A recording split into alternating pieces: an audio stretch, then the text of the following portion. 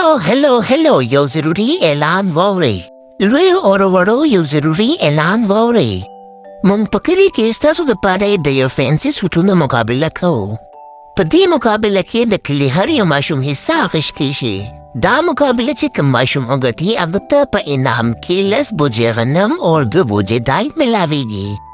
واو زه خو به خامخا حصه اخلم او دا انعام به ماته ملاویږي. زه به مې حصه اخلم په دې مقابله کې، خو ما سره خو ډېر ښکلي کپړې نشته.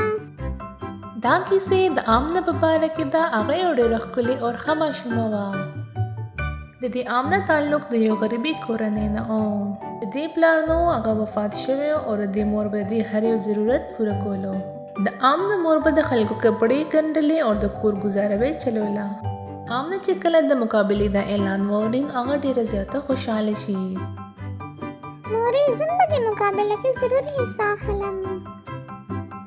ګوره آمنه بچې تا ته خو د کور هر څه پته ده. موږ سره خو داسې ښکلې جامې نشته چې ته په مقابله کې حصه واخلې، اور نه ما سره سوای پیسې شته.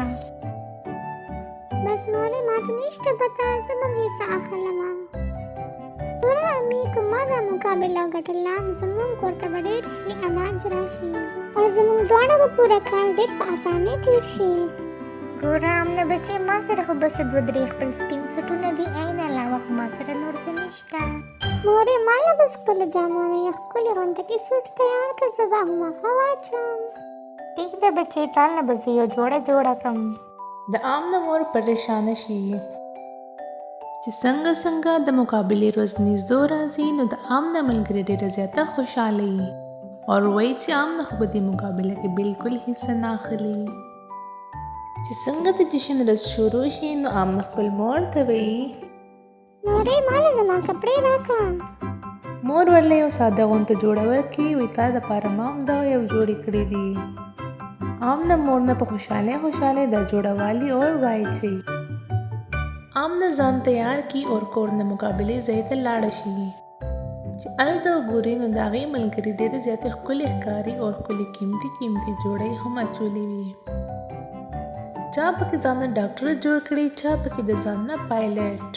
د دې ټولو ملګرو ډېرې ګرانې جامې اچولې وي. چې د آمنه ملګري آمنه ته وګوري نو په تیز خندا شروع کړي. وی آمنه تا خو نن ډېر ساده سوټ اچولی دی او دا مقابله خو به مونږ ګټو. آمنه ډېر په یره سټیج ته وخیږي.